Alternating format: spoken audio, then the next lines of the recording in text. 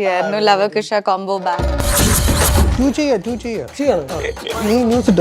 വർഷങ്ങൾക്ക് ശേഷത്തിലൊക്കെ നിങ്ങളുടെ രണ്ടുപേരുടെയും കോമ്പിനേഷൻ ഇല്ലാതിരുന്നത് ശരിക്കും ഭയങ്കര വിഷമമായി തോന്നി. അല്ല, ഞങ്ങൾ ബോധപൂർവ്വം ഞങ്ങൾ സേവ് ചെയ്യായിരുന്നു. അത് ഷൂട്ട് ചെയ്തതിന്റെ കോമഡി പക്ഷെ ബേസിലാണ്. അവനിരുത്തിക്കൊണ്ട് ഇരുത്താതെ അപരാധം പറയാൻ എനിക്ക് താല്പര്യമില്ല. നീരജിനെ തേച്ചൊട്ടിക്കാം എന്നുള്ള പ്ലാനിലായിരുന്നു. ബേസിൽ അഹങ്കരിച്ചിരിക്കുന്നു. ഓ, അത് ഭയങ്കര റയർ കാഴ്ച. എന്റെ ഇൻട്രോ സീൻ ഷൂട്ട് ചെയ്യുമ്പോൾ ആളെ മോണിറ്ററിന്റെ ഫ്രണ്ട് കാണട്ടെ നിന്റെ സ്ലോ മോഷൻ എന്നൊക്കെ പറഞ്ഞിട്ട് നടന്നു വരുന്ന സിഗാർ വലിച്ചോണ്ട് ഇങ്ങനെയാണോടാ സിഗാർ വലിക്കുന്നത്. അപ്പൊ പിന്നീട് പറഞ്ഞാൽ നീ പോയി കാണിച്ചു കൊടുക്കും. അല്ല, അങ്ങനെ സിഗാർ എടുത്തിട്ട് പുക വരുന്നില്ല. അവൻ ഫ്ലിപ്പ് ചെയ്തപ്പോൾ അവന്റെ തലയിൽ തന്നെ അതോടുകൂടി കളീസ് ചെയ്യപ്പെട്ടു. പിന്നെ അവിടുന്ന് അങ്ങോട്ട് താഴേക്ക് വെച്ചടി. വീട് വെക്കലും കല്യാണവും പാല് കാച്ചലുമാണ് ഇതിന്റെ മെയിൻ പരിപാടി. എനിക്കിപ്പോ സ്വന്തമായിട്ട് വീട് ഇപ്പോഴും ഇല്ല. I live in A rented house. വീട് എന്ന് പറയുന്ന ഒരു വികാരമാണ്. സ്വന്തം വീട്, സ്വന്തം കാർ എന്ന് പറഞ്ഞ പോലെ തന്നെ ഉണ്ടായിരുന്നു. ഇപ്പം മരിച്ചു റാംബോ എന്ന് പറഞ്ഞ ഡോഗ് ഉണ്ടായിരുന്നു. ലാസ്റ്റ് മന്ത് ആയിരുന്നു അത്.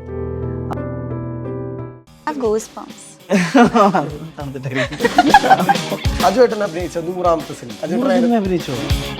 നീരജ് ട്രെയിൻ ഡ്രസ് ഏതൊക്കെയാണ് അറിയാം? ഭരതനാട്യം, ഡാൻസ്, കേരളോട്ട് പോയി കർണാടക അല്ല, തബല ഹിന്ദുസ്ഥാനി. മൃദംഗം. നിങ്ങൾ തമ്മിലൊരു തീരുമാനത്തില്. Hi hello viewers, welcome to our show untold with Ajin. ഇന്ന് നമ്മുടെ കൂടെ കുറച്ച് അൺടോൾഡ് സ്റ്റോറീസ് പറയാനുള്ളത്. ഫെബ്രുവരി 28 ജിയോ ഹോട്ട്സ്റ്റാറിൻ്റെ വക love under construction web series stream ആവാൻ തുടങ്ങിയാണ്. സോ അതിൻ്റെ കുറച്ച് വിഷയങ്ങൾ പങ്കുവയ്ക്കാൻ we have Neeraj Madhav, Aju Varghese, Gauri Kishan. So 3 പേർക്കും വെൽക്കം. നിങ്ങളെ രണ്ടുപേരും ഒരുമിച്ച് കാണുമ്പോഴേ എനിക്ക് ഒരു 8 to 9 years ബാക്ക് ഒക്കെ പോയൊരു ഫീല് ഉണ്ട്. വടക്കൻ സെൽഫിയും അല്ലെങ്കിൽ അടിയപ്പേര് കൂട്ടവനെയൊക്കെ കാണുന്നൊരു വൈബ്. നിങ്ങൾ ഒരുമിച്ച് അഭിനയിക്കുമ്പോഴും വീണ്ടും കൊളാബറേറ്റ് ചെയ്യുമ്പോഴും നിങ്ങൾക്ക് ഉണ്ടാകുന്ന ഒരു പേഴ്സണൽ എക്സൈറ്റ്മെന്റ് പൊതുവെ എങ്ങനെയാണ്? നമുക്ക് സിനിമയിൽ കുറച്ച് വിരലെണ്ണാവുന്ന സുഹൃത്തുക്കളേ ഉള്ളൂ. അപ്പോൾ അങ്ങനെയുള്ള ആളുകൾ, നമ്മൾ ഓൾറെഡി കെമിസ്ട്രി ഉള്ള ആളുകൾ ഒരുമിച്ച് വരുമ്പോൾ നമുക്കൊരു കംഫർട്ട് സോൺ ഉണ്ടല്ലോ. ഇതിപ്പോൾ നമുക്ക് വലിയ സ്ട്രെയിൻ ഇല്ല എന്നുള്ളൊരു സാധനമുണ്ട്. അപ്പം പ്രോസസ്സ് ഈസി ആവുക, അത് ഡെഫിനറ്റ്ലി ഉണ്ട്. അജുവേട്ടനാണ് ഈ ക്യാരക്ടർ ചെയ്യുന്നതെന്നുള്ളത്. ആക്ച്വലി അജുവേട്ടൻ എന്നെ വിളിച്ചിട്ട് ചോദിക്കും നീ ഇത് ചെയ്യുന്നുണ്ടോ. നമ്മൾ തമ്മിൽ ഓൾറെഡി അങ്ങനെ ഡിസ്കഷൻ ഉണ്ടായി. അതിപ്പോൾ നമ്മൾ അറിയാത്തൊരു ആക്ടറുമായിട്ട് അങ്ങനെ ഉണ്ടാവണമെന്നില്ല. നീ ചെയ്യുകയാണെങ്കിൽ ഞാൻ പിടിക്കാം എന്ന് പറയുന്നൊരു പരിപാടി തന്നെയാണ് നമ്മൾ ഓണാവുന്നത്. അപ്പോൾ പിന്നെ അതേ സാധനം ഞങ്ങൾക്ക് ഈ പറയുന്ന ഞങ്ങളുടെ ഒരുമിച്ചുള്ള സീനുകൾ ഞങ്ങൾക്ക് അങ്ങനെ ഒരു സ്ട്രെയിൻ ഇല്ലാതെ ഷൂട്ട് ചെയ്യുക എന്നുള്ളൊരു സാധനമുണ്ട്. 7 പടം ചെയ്തു നമ്മൾ. അതെ, 7 പടം. 8ാമത്തെ സീരീസ്. പൊതുവെ നിങ്ങൾക്ക് എല്ലാവർക്കും സീരീസ് അത്ര പുതുമയുള്ളതല്ലോ, എല്ലാവരും സീരീസ് ചെയ്തിട്ടുണ്ട്. എന്താ പുതിയ സീരീസിലേക്ക് എക്സൈറ്റ് ചെയ്യിച്ചൊരു ഫാക്ടർ? ഇത് എനിക്ക് തോന്നുന്നു ഈ ജോണറിൽ റിലേഷൻഷിപ്സ് അല്ലെങ്കിൽ ഒരു ഫീൽ ഗുഡ് അങ്ങനെ വെബ് സീരീസ് ഇല്ല. ത്രില്ലർ, സസ്പെൻസ്, ആ ഒരു ജോണറിൽ കൂടുതലും എസ്പെഷ്യലി ഇന്ത്യൻ വെബ് സീരീസ് കണ്ടിട്ടുണ്ട്. അപ്പോൾ LUC വിഷ്ണു നറേറ്റ് ചെയ്തപ്പോൾ തന്നെ എനിക്ക് തോന്നിയത് റിലേഷൻഷിപ്സിനെ അല്ലെങ്കിൽ ഫാമിലിയെ പ്രയോറിറ്റൈസ് ചെയ്തിട്ടൊരു ഈസി വാച്ച്. എന്തായാലും OTT നമ്മൾ വീട്ടിലാണ് കാണുന്നത്. അപ്പോൾ ഫാമിലിയുടെ കൂടെ ഒക്കെ കാണാൻ പറ്റിയൊരു ജോണറാണ്. അപ്പോൾ ദാറ്റ് വാസ് ഇൻസ്റ്റന്റ്ലി എന്നെ അതിലോട്ട് ഡ്രോയിൻ ചെയ്തു. അജുവേട്ടൻ എന്തായിരുന്നു? പക്ഷെ പപ്പനുള്ളൊരു ഔട്ട്ലുക്ക് തന്നിട്ടുണ്ടായിരുന്നു നറേറ്റ് ചെയ്യുമ്പോൾ തന്നെ ഇങ്ങനെ ആയിരിക്കണം. പപ്പൻ വളരെ എക്സൈറ്റിംഗ് ആയിരുന്നു. കുറേ കാലത്തിന് ശേഷം ഒരു ഇൻട്രസ്റ്റിംഗ് ആയിട്ടുള്ള ഒരു ഹ്യൂമർ സ്പേസ് ഒക്കെ സിറ്റുവേഷൻസും ബേസ്ഡും ഒക്കെ ഉള്ളൊരു ക്യാരക്ടറായിരുന്നു. പിന്നെ അഗെയിൻ വർക്ക് ചെയ്യാൻ പോകുന്നത് നീരജിൻ്റെ കൂടെയാണ്. അപ്പം നമുക്ക് ആ ലവകുശയ്ക്ക് ശേഷം ഒരു കോമ്പിനേഷൻ ചെയ്യണമെന്ന് കുറേ കാലമായി നമ്മൾ ആഗ്രഹിക്കുന്നു. ഇപ്പോൾ വർഷങ്ങൾക്ക് ശേഷം വന്നപ്പോഴും എനിക്ക് കോമ്പിനേഷൻ ഒന്നുമില്ല. അപ്പം ആ ആഗ്രഹം ഡെഫിനറ്റ്ലി ഉണ്ടായിരുന്നു. പിന്നെ വിഷ്ണുവിനെ എനിക്ക് നേരത്തെ അറിയാം, ഞങ്ങൾ ഒരുമിച്ച് അഭിനയിച്ചിട്ടുണ്ടല്ലോ. അപ്പോൾ അവൻ്റെ ഒരു സിനിമ എന്ന് പറയുന്നത്, അല്ലെങ്കിൽ അവൻ്റെ ഒരു കൂടെ വർക്ക് ചെയ്യുക എന്ന് പറയുന്നത് അഗെയിൻ 2 countries ആയിരുന്നു. രഞ്ജിത്തായിരുന്നു ഇതിന് മുന്നേ പ്രൊഡ്യൂസ് ചെയ്ത് ഞാൻ ഭാഗമായത്. സോ എഗെയിൻ നമുക്ക് നല്ലൊരു കാര്യം തന്ന ഒരു പ്രൊഡ്യൂസറാണ്. പക്ഷെ എല്ലാം കൊണ്ടും എല്ലാം ഫേവറബിൾ ആയിരുന്നു. ഈ ഗൗരിൻ്റെ മുന്നേ ഞാൻ വർക്ക് ചെയ്തിട്ടുണ്ട്. ഈ ശരിക്കും ഇതിലെ കോമഡിയുടെ കാര്യം പറഞ്ഞപ്പോൾ അതിൻ്റെ മീറ്റർ ഭയങ്കര വ്യത്യാസം ഉണ്ടല്ലോ. ഭയങ്കര ലൗഡല്ല, ഭയങ്കര സട്ടിൽ ഹ്യൂമർ. അത് ശരിക്കും അതിനു വേണ്ടി പ്രിപ്പയർ ചെയ്തിട്ടുണ്ടായിരുന്നു. ഈ വിഷ്ണു പ്രിപ്പയർ ചെയ്തത് തന്നെയാണ് ഞങ്ങൾ എടുത്തത്. എനിക്ക് തോന്നുന്നു എഴുത്തിലൊക്കെ എല്ലാം ഡിഫൈൻഡ് ആണ് സ്ക്രിപ്റ്റിൽ. അപ്പം അതിൻ്റെ പുറത്ത് എന്തെങ്കിലും എക്സ്ട്രാ രസകരമായി വന്നാൽ വിഷ്ണു അത് സമ്മതിക്കുന്നല്ലാതെ നമ്മളെ പ്രിപ്പയർ ചെയ്യിപ്പിച്ചത് എന്നെ പ്രിപ്പയർ ചെയ്യിപ്പിച്ച വിഷ്ണു തന്നെ. എല്ലാ സിനിമയും പോലെ തന്നെ ഇതുള്ളൂ. സ്പെഷ്യൽ എൻ്റെ ഒരു സൈഡിൽ നിന്നുള്ളത് വരുന്നത് ഒറ്റയ്ക്ക് എപ്പോഴും മാറ്റി നിർത്താൻ പറ്റില്ല. It is with the help of the director. ശരിക്കും ഈ ലവകുശനെ പറ്റി പറഞ്ഞു, ശരിക്കും എന്താ പിന്നെ അത് കഴിഞ്ഞിട്ട് ഒരു റൈറ്റിംഗ് എഫേർട്ട് പിന്നെ അങ്ങനെ? ലവകുശയിൽ അത് സിനിമയിൽ വന്ന ആദ്യകാലം ഞാൻ ആക്ച്വലി എഴുതാനും സംവിധാനം ചെയ്യാനൊക്കെ വന്ന ഒരു ബാക്ക്ഗ്രൗണ്ട് സ്റ്റോറി ഉണ്ട്. അപ്പോൾ അജുവേട്ടൻ knew that I had couple of stories with me. അപ്പോൾ അങ്ങനെ അന്ന് നമുക്ക് അപ്പോൾ കിട്ടിയ ഒരു അവസ്ഥ, നമ്മൾ വെറുതെ റാൻഡംലി ഒരു കഥ പിച്ച് ചെയ്യുന്നു, അത് അവർക്ക് ഇഷ്ടപ്പെടുന്നു, അങ്ങനെ സിനിമയായതാണ്. അന്ന് എൻ്റെ ഒരു ക്രിയേറ്റീവ് വിഷൻ അത് ഫുൾഫിൽ ചെയ്യാൻ പറ്റിയിട്ടില്ല എന്ന് എനിക്ക് തോന്നിയിട്ടുണ്ട്. അപ്പം ഇനിയൊരിക്കൽ എഴുതുകയാണെങ്കിൽ എനിക്ക് പൂർണ്ണമായിട്ട് നമ്മളുടെ കറക്റ്റായിട്ടുള്ള ഒരു പരിപാടിയിൽ ലാൻഡ് ആവണം എന്നുള്ളതുകൊണ്ട് വെയിറ്റ് ചെയ്തിരിക്കുകയായിരുന്നു. ആക്ച്വലി കറൻ്റ്ലി ഒന്നിലധികം പ്രൊജക്റ്റുകളുടെ എഴുത്ത് നടക്കുന്നുണ്ട് എന്നുള്ള ഒരു സത്യം ഉണ്ട്, ഒരു ഫാക്റ്റ് ഉണ്ട്. അത് മെറ്റീരിയലൈസ് ആകുമ്പോൾ അതിനെപ്പറ്റി കൂടുതൽ പറയാമെന്നുള്ളതാണ്. ഈ ലവകുശയ്ക്ക് ഇത്ര ഫാൻസ് ഉണ്ടെന്നൊക്കെ അറിയോ ശരിക്കും റൈറ്ററിന്? ഉണ്ടോ? കുറെ ഫേസ്ബുക്കിലും അല്ലെങ്കിൽ ഇൻസ്റ്റയിലൊക്കെ അല്ല, നമ്മുടെ ഈ പോസ്റ്റർ വന്നപ്പോഴും കോമന്റ്സ് ഇവരെ പറ്റിയായിരുന്നു, ലവകുശ കോംബോ ബാക്ക് എന്നൊക്കെ പറഞ്ഞു. ഉണ്ടെന്നുള്ളത് ഒരുപാട് പിള്ളേർക്ക് ഇഷ്ടപ്പെട്ടിരുന്നു എന്നുള്ളത് അറിയായിരുന്നു. പിന്നെ എന്തുകൊണ്ടോ നമ്മളത് അന്ന് എടുക്കുന്ന സമയത്ത് നമ്മൾ അതിനൊരു സീക്വലൊക്കെ മനസ്സിലുണ്ടായിരുന്നു. പക്ഷെ പല കാരണങ്ങൾ കൊണ്ട് നമ്മൾ പിന്നെ അതിനെപ്പറ്റി ചിന്തിക്കാനുള്ള ഒരു സാഹചര്യം ഉണ്ടായിരുന്നില്ല. ബട്ട് നമ്മൾ ഒരുമിച്ച് ആൾക്കാർ അത് റിലേറ്റ് ചെയ്യുന്നു, അതിലേക്ക് കണക്ട് ചെയ്യുന്നു ആലോചിക്കുമ്പം it's again open to discussion. ഈ ഷോർട്ട് ടൈം ഒക്കെ ചെയ്യണം. എനിക്ക് ഭയങ്കര രോമാഞ്ചം. ശരിക്കും പറയാ എനിക്ക് രോമാഞ്ചം വന്ന സീൻ ഉണ്ട്. ലാസ്റ്റ് നിങ്ങൾ എന്തെങ്കിലും ഒപ്പിക്കുന്ന നിങ്ങൾ തോക്കെടുത്ത് ജർമ്മൻ ഓസ്ട്രിയൻ മെയ്ഡ്, അതല്ലേ ഡയലോഗ്? അത് ഭയങ്കര മാസ് കൈൻഡ് ഓഫ്, ഭയങ്കര ഇപ്പോഴും ഞാൻ റീവാച്ച് ചെയ്യുന്ന പരിപാടികളൊന്നാണ്. അതുകൊണ്ടാണ് റൈറ്ററോട് നേരിട്ട് ചോദിക്കാൻ. അതെ, ഞാനത് എൻ്റെ അതിൻ്റെ എഴുത്ത് ഭയങ്കര ഒരു സ്ട്രെനിയസ് പ്രോസസ്സായിരുന്നു. കാരണം ഞാൻ ഒറ്റയ്ക്ക് വേറൊരു ഡിസ്കഷനും വേറെ ആരുമായിട്ട് ബൗൺസ് ചെയ്യാനൊന്നും ഇല്ലാതിരുന്ന അന്ന് എഴുതിയത്. ഇപ്പോഴതിൻ്റെ ആ ഒരു പ്രോസസ്സ് മാറി. ഇപ്പം നമ്മൾ ഡിസ്കസ് ചെയ്ത് അങ്ങനെയൊക്കെയുള്ളൊരു അതിൽ അന്ന് അത് കിട്ടുക എന്നുള്ളതും കുറച്ച് പാടായിരുന്നു. എനിക്കൊന്നും കിട്ടിയിട്ടേ ഇല്ലായിരുന്നു. ഐഡിയ കിട്ടി, ചില കാര്യങ്ങൾ നീരജിനെ ട്രസ്റ്റ് ചെയ്ത് ഞാൻ ചെയ്യുന്നു. നമ്മൾ അങ്ങനത്തെ സിനിമകൾ അത് എക്സ്പോസ്ഡ് അല്ലായിരുന്നു. ആ തോട്ട് രസമുണ്ട്. പക്ഷെ അപ്പോൾ ഒരു ഹെൽപ്പ് ഓഫ് ഒരു കോ റൈറ്റിങ്ങിലോട്ടോ ഓക്കെ. കാര്യം അദ്ദേഹം അഭിനയിക്കുകയാണ്, അതിൻ്റെ ഇടയ്ക്കത്തുള്ള സമയത്താണ് ഇത് ചെയ്യുന്നത്. അന്ന് ഊഴമൊക്കെ ചെയ്യുന്ന സമയമാണ് അല്ലേ, ആ സമയമൊക്കെയാണ്. ഈ പറഞ്ഞ ഈ ഷോർട്ട് ടൈം ഒക്കെ ചെയ്യാനുള്ള കാരണമൊക്കെ എന്തായിരുന്നു? അതിൽ ആ ക്യാരക്ടർ ഭയങ്കര സൗത്ത് ഇന്ത്യൻ ഡയറക്ടറാണ്, അയാൾക്കൊരു കൺവിക്ഷൻ ഉണ്ടല്ലോ ശരിക്കും ആ സീരീസിൽ. അപ്പോൾ അതൊക്കെ ചെയ്യാനുള്ള റീസൺ ആണ് ഞാൻ ഹിന്ദിയിൽ നിന്ന് വരുന്ന ഓപ്പർച്യൂണിറ്റീസ് നമ്മളെ തേടി വരുന്ന പരിപാടികളാണ്. ഞാൻ മോസ്റ്റ്ലി എൻ്റെ ഇതുവരെ ചെയ്തിട്ടുള്ള മിക്ക പടങ്ങളും എന്നിലേക്ക് വന്ന് പെടുന്നതാണ്. ഞാൻ പൊതുവിൽ ഈ അങ്ങോട്ട് പോയി പ്രൊജക്റ്റുകൾ ചെയ്യുന്ന അല്ലെങ്കിൽ ചോദിക്കാനുള്ള ഒരു എഫേർട്ട് എടുത്തിട്ടുള്ള ഒരാളല്ല. അപ്പം ഇങ്ങോട്ട് വരുന്നതിൽ നല്ലൊരു പരിപാടി വന്നു കഴിയുമ്പം അത് ചെയ്യുക എന്നുള്ള. അപ്പോൾ അത് ഹോട്ട്സ്റ്റാറിൻ്റെ തന്നെ ഒരു സീരീസ് ആയിരുന്നു. And cast and crew was quite interesting. പിന്നെ ആ ക്യാരക്ടറിന് ഒരു സംവിധായകൻ എന്നുള്ളൊരു എഡ്ജ് ഉള്ളത് കൊണ്ട് എനിക്കത് ഭയങ്കര എക്സൈറ്റിംഗ് ആയിട്ട് തോന്നി. അതൊരു എക്സ്റ്റെൻഡഡ് ക്യാമിയോ പോലെയായിരുന്നു അവർ പ്ലാൻ ചെയ്ത്. പിന്നെ കുറച്ചുകൂടെ വലുതായി. അതെ, അത് 2 പാർട്ടായിട്ട് അത് ഷൂട്ട് ചെയ്തത് ഒറ്റ സ്ട്രെച്ചിൽ തന്നെയാണ്. 2 പാർട്ടായിട്ടാണ് അത് അവർ ഇറക്കിയെന്ന് മാത്രം. ഞാൻ ക്യാരക്ടർ എക്സൈറ്റിംഗ് ആകുമ്പോൾ പിടിക്കാന്നാണ് എൻ്റെ ഒരു മാനദണ്ഡം.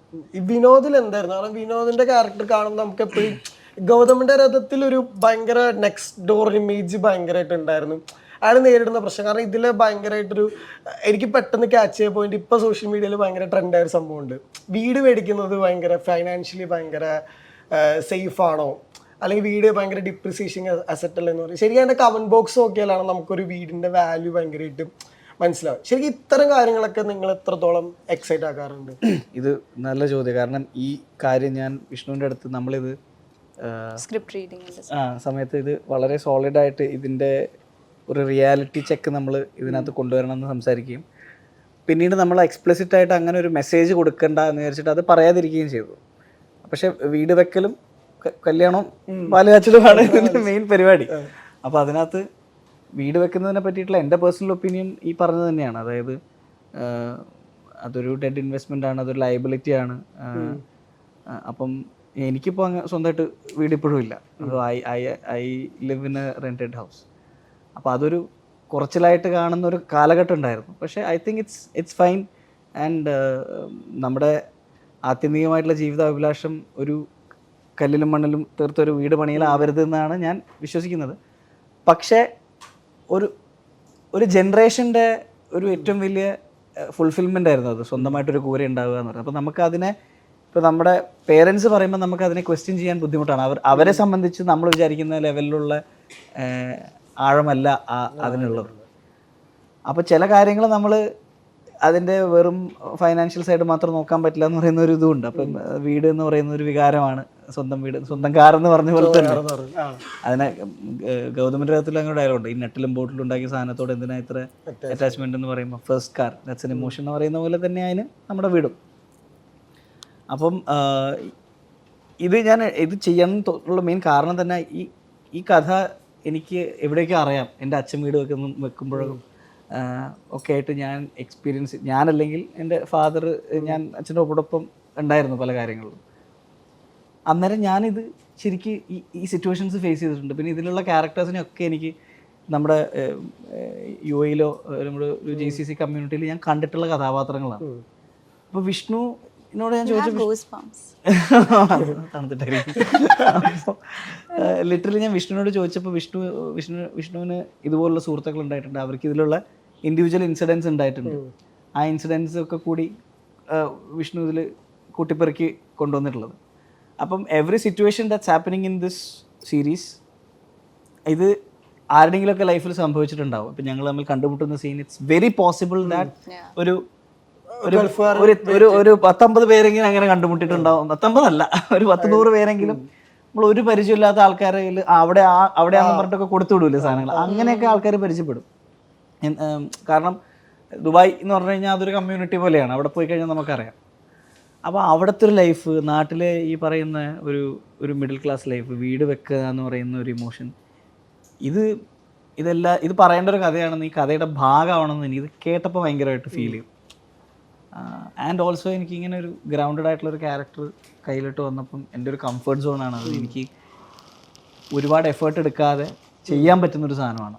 അപ്പോൾ പിന്നെ ഞാൻ പിടിക്കുക. അജേട്ടന് തോന്നിയായിരുന്നു ആ വീടിൻ്റെ പരിപാടി? ഞാൻ നീരജിൻ്റെ അഭിപ്രായക്കാരനാണ്. അങ്ങനെ ഭയങ്കര ഒബ്സഷൻ, ഒരു വീട് പണിത് തെളിയിക്കണം എന്നൊന്നുമില്ല.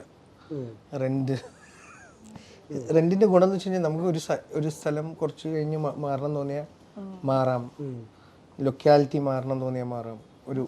വീടെപ്പോഴും നമ്മളൊരു സ്ഥലത്ത് തളച്ചിടുക, ഒരു സമയമാകുമ്പം നമുക്കൊരു സെറ്റിൽ ഫീലൊക്കെ ഒരു അപ്പൊ ചിന്തിക്കാവുന്നൊരു കാര്യം. സർപ്ലസ് മണി ഉണ്ടെങ്കിൽ നമുക്ക് അത്രയും, അതായത് ആൻഡ് ഓൾസോ എനിക്ക് എതിരഭിപ്രായമുള്ളൊരു കാര്യം, ഈ ഓൾറെഡി എക്സിസ്റ്റിംഗ് വീടുകൾ വാങ്ങുകയോ എക്സിസ്റ്റിംഗ് പ്രൊജക്റ്റുകളിൽ വാങ്ങുന്ന പോലെ അല്ലാതെ ഈ പുതിയ ലാൻഡിൽ പുതിയ വീടുകൾ ഉണ്ടാക്കുമ്പം ഒന്നാലോചിച്ച് നോക്കുക. ഓരോ പുതിയ സെൻറ്റിലും വീട് വന്നു കഴിഞ്ഞാൽ അവരുടെ മക്കൾ വീട് വെച്ച്, അവരുടെ മക്കൾ വീട് വെച്ച്, അവരുടെ മക്കൾ വീട് വെച്ച്, പിന്നെ അവസാനം ലാൻഡ് ഇല്ലാത്തൊരു സിറ്റുവേഷൻ. നമ്മളിതിൻ്റെ ഒരു ഭീകരത നമ്മൾ ചിന്തിക്കുന്നില്ല എന്നുള്ളത്. അല്ല, എനിക്ക് പെട്ടെന്ന് കണ്ടപ്പോൾ അത് ഭയങ്കര, എപ്പോഴും നമ്മുടെ കമന്റ് ബോക്സിൽ അല്ലെങ്കിൽ ഫേസ്ബുക്കിൽ എങ്ങനെ ഫീഡിൽ വേണ്ടതാണ് വീട് വെക്കുന്നതിനെ കുറിച്ച് ചർച്ചകളുണ്ട്. ഇപ്പൊ ചർച്ചകൾ അതിന്റെ കമന്റ് ബോക്സ് ആണ് ഏറ്റവും നമുക്ക് ഭയങ്കര ഇത് ചെയ്യാം. ഞാൻ 20 വർഷം വാടക വീട് താമസിച്ചിട്ടുണ്ടാവും, അയാൾക്ക് അറിയില്ല ഒരു ഫീല്. അല്ല, അതെന്താ പറയുക, നീരജ് പറഞ്ഞാൽ അത് മോശമായോ അല്ലെങ്കിൽ കുറഞ്ഞോ കാണുന്ന ഒരു കാലം ഉണ്ടായിരുന്നായിരിക്കാം. അത് അന്നൊന്നും ഇവനും ഞാനൊന്നും ബോധേഡ് എല്ലാവരും നമ്മൾ അറിഞ്ഞിട്ടില്ല. ഓക്കെ, സിനിമ വരുന്നതിന് മുന്നേ നമ്മൾ അല്ലാത്തപ്പോഴും ഒക്കെ വാടകയ്ക്ക് താമസിക്കാറുണ്ടല്ലോ. ഇത് പറയുമ്പോഴും ചിലപ്പം എൻ്റെ അച്ഛന് വെച്ച വീട് എനിക്കുണ്ട്, അല്ലെങ്കിൽ നമ്മുടെ പേരൻസിന്റെ വീടുള്ളത് കൊണ്ട് നമുക്ക് അത് അങ്ങനെ അതുപോലും ഇല്ലാത്ത ഒരാളുടെ ഇമോഷൻ എന്നാലും ആ ഇമോഷനിൽ ഞാൻ എപ്പോഴും സജസ്റ്റ് ചെയ്യുന്നത് അതൊരു ഡെഡ് ഇൻവെസ്റ്റ്മെന്റ് ആക്കി വെക്കരുതെന്നാണ്. നിങ്ങൾ അതിൽ നിന്ന് ആ കാശ് കൊണ്ട് നിങ്ങൾ ഉണ്ടെങ്കിൽ നിങ്ങൾ വേറെ എന്തെങ്കിലും ചെയ്ത് എക്സ്പ്ലോർ ചെയ്യും. നമ്മൾ ഇപ്പം എവിടെയെങ്കിലുമൊക്കെ ട്രാവൽ ചെയ്യണമെങ്കിൽ ഇപ്പൊ എൻ്റെ ഫാദറൊക്കെ വീട് നോക്കാനാണെങ്കിൽ നമ്മളത് അവിടെ ടൈ ചെയ്യുന്നത് ഞാൻ കണ്ടിട്ടുണ്ട്. അല്ലെങ്കിൽ പെറ്റ് ഉണ്ടാവും. പെറ്റ് ഉണ്ടാവും. അപ്പം ഉണ്ടായിരുന്നു, ഇപ്പം മരിച്ചുപോയി, റാംബോ എന്ന് പറഞ്ഞ ഡോഗ് ഉണ്ടായിരുന്നു, ലാസ്റ്റ് മന്ത് ആയിരുന്നു അത്. അപ്പം അതൊരു ലയബിലിറ്റിയാണ്. പിന്നീട് ഐ മീൻ ഈ പിന്നെ മെയിൻ്റനൻസ് എന്ന് പറയുന്ന ഒരു ലയബിലിറ്റിയാണ്. ഇതിൽ എന്റെ ക്യാരക്ടർ പറയുന്നുണ്ട് വിനോദിനോട് റെന്റിൽ താമസിക്കുന്ന അത്ര മോശം പരിപാടി അല്ല എന്നുള്ളൊരു. സോ ഇത് organically V brought in the concept. ഭയങ്കര പ്രീച്ചി ആക്കാതെ പറഞ്ഞു പോകുന്ന പോലെ. കണ്ടിരുന്നോ? കണ്ടിരുന്നുണ്ട് 2 എപ്പിസോഡ്. അതെല്ലാം ചോദിച്ചു. അല്ലേ ചോദിച്ചോ. ഇതിലിപ്പോ ചെറിയൊരു സെഗ്മെന്റ് ഉണ്ട്. പിന്നല്ല വാവാ. ഇറ്റ്സ് ലൈക്ക് ഞാൻ ആജുവേട്ടനെ പറ്റിയിട്ട് കുറച്ച് ചോദ്യങ്ങൾ ഞാൻ നിങ്ങളോട് രണ്ടുപേരോടും ചോദിക്കും. അപ്പോൾ നിങ്ങൾ ഉത്തരം പറയാം. തിരിച്ച് റൗണ്ടായിട്ട് വരും കേട്ടോ. ഓക്കെ.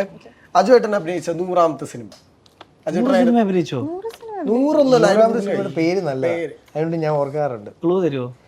100ന് കണക്ട് ചെയ്ത് ഇന്ത്യയിലെ ഒരാളാണ്. എപ്പോഴും 100ന് എന്താ പറയാ, സെഞ്ചുറി കണക്ട് ചെയ്ത്. സച്ചിന്റെ സച്ചിനോ? സച്ചിൻ ഓ 100ാമത്തെ പടം. നല്ല ക്ലൂ. അതെ. അജുവേട്ടൻ പ്രൊഡ്യൂസ് ചെയ്ത 2ാമത്തെ സിനിമ. 1ാമത്തെ സിനിമ എല്ലാവർക്കും അറിയാം. Love action drama. 2ാമത്തെ സിനിമ അരുൺ ചന്തു. ഓ ഗഗനചാരി. അതിപ്പോഴല്ലേ? സാജൻ ബേക്കറി. ഓക്കെ. അജുവേട്ടൻ പാടി ഹിറ്റാക്കിയ ഒരു പാട്ട്. ഇപ്പൊ ഗുരുവായൂരമ്പലം നടയില്ലേ വേറൊരു പാട്ട് കൂടെ പാടി. കൃഷ്ണ കൃഷ്ണ. വേറൊരു പാട്ട് കൂടെ പാടിയില്ലേ? ഇദ്ദേഹം ഫസ്റ്റ് പാടിച്ചേ. ഒരു പാട്ട്. ഓക്കെ. ഇതില് ഈ ആ സിനിമയില് അജുവേട്ടന്റെ ക്യാരക്ടറിന്റെ പേര് ടോണി വാകത്താൻ എന്നാണ്. പക്ഷെ ഒരു സിനിമയില് പക്ഷെ ഒരു പ്രാവശ്യം ആ ക്യാരക്ടറിന്റെ പേര് പറയണുള്ളൂ, ബാക്കി എല്ലാ വട്ടപ്പേരിലും അറിയപ്പെടുന്നു. എങ്ങനെയൊക്കെ ചോദിച്ചാ ഇത് ഭയങ്കര ഹിറ്റ് സിനിമ. വട്ടപ്പേര് പറയാം. പാച്ചൻ. പാച്ചൻ. ബിജു മേനോൻ കോട്ടൻ. വെള്ളിമുങ്ങ. ഒരു സീനിലെ ടോണി വാകത്താൻ എന്ന് പറഞ്ഞ ശരിക്കുള്ള പേര് പറയണം. ഓക്കെ. ഇനി എൻജയിലേക്ക് പോവാം. അപ്പൊ ഞങ്ങള് പറയണം. നിങ്ങൾ പറയണം. 2 കലാരൂപങ്ങൾ LJ ട്രെയിൻഡ് ആണ്. നീരജ് മാധവ് ട്രെയിൻഡ് എസ് ഇന്ന കാര്യം ഏതൊക്കെയാണെന്ന് അറിയാം? ഭരതനാട്യം, ഡാൻസ്, കാരണം കൂടെ ഉണ്ട്. കരാട്ടെ. അല്ല, കലാരൂപങ്ങൾ. കേരളോട്ട് പോയി. ഡാൻസിന് തന്നെ വേറെ വിഭാഗങ്ങളല്ലല്ലോ. അല്ല, ഒരു ഇൻസ്ട്രുമെന്റ്. ഓ കീബോർഡ്. ഒരു കർണാട്ടിക്. മൃദംഗം. മൃദംഗം ചെണ്ട കർണാട്ടിക് അല്ല. തബല ഹിന്ദുസ്ഥാനി. മൃദംഗം പിന്നെ ഏതാ? ചെണ്ടയാണ്. മൃദംഗം പഠിച്ചിട്ടുണ്ട്. ചെണ്ടയാണ് ഞാൻ കൂടുതൽ. നീരജ് അഭിനയിച്ചിട്ടുള്ള ഫസ്റ്റ് വെബ് സീരീസ് ഫാമിലി മാൻ.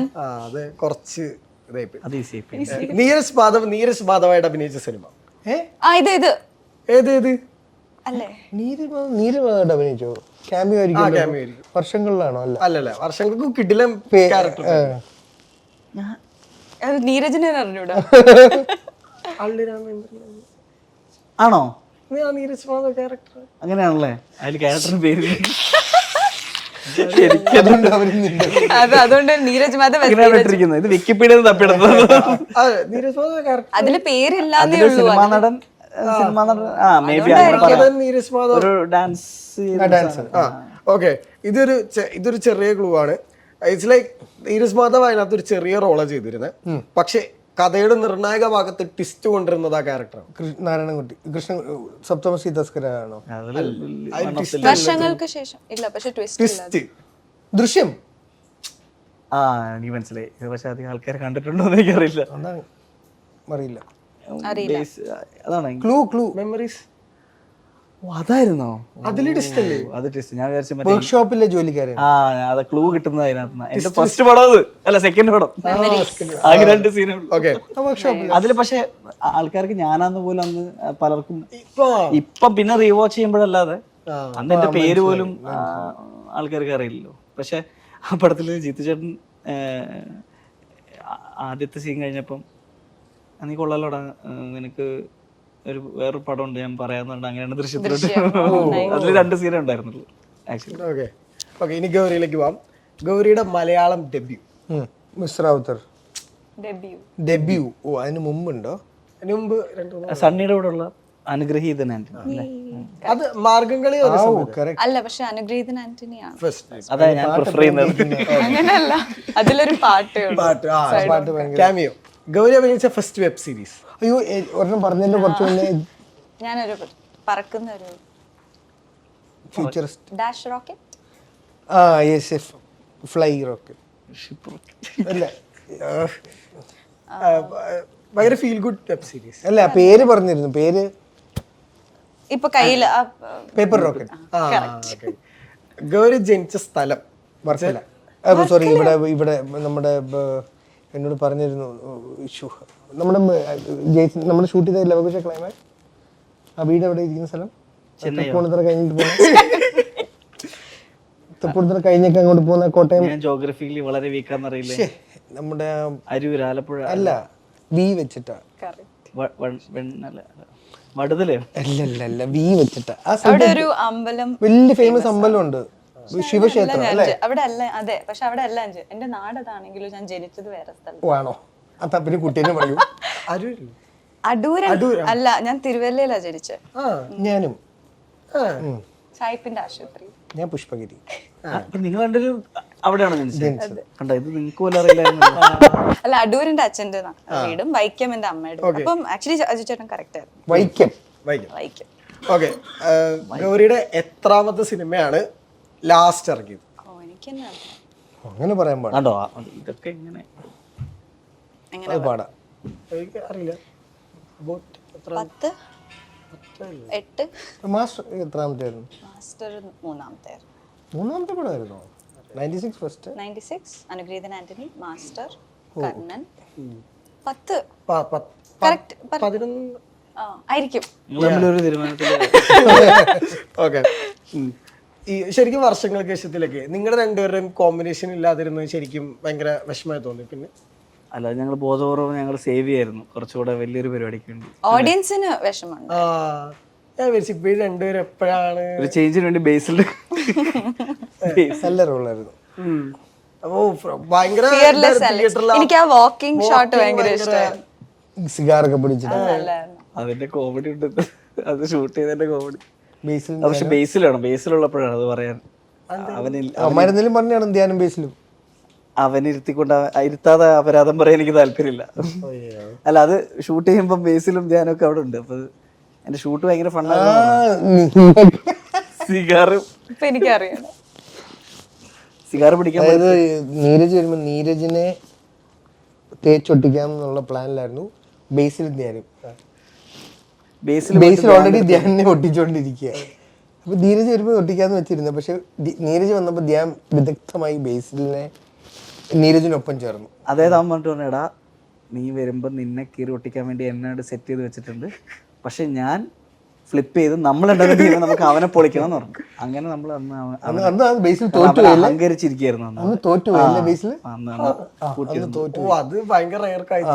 അന്ന് ബേസിൽ അടിയറവ് പറഞ്ഞ് എന്റെ ഷൂട്ട് ചെയ്യാൻ വരുമ്പോൾ എന്റെ ഇൻട്രോ സീൻ ഷൂട്ട് ചെയ്യുമ്പോൾ ആളെ മോണിറ്ററിന്റെ ഫ്രണ്ട് ഉണ്ട്, കാണട്ടെ നിന്റെ സ്ലോ മോഷൻ എന്നൊക്കെ പറഞ്ഞിട്ട്.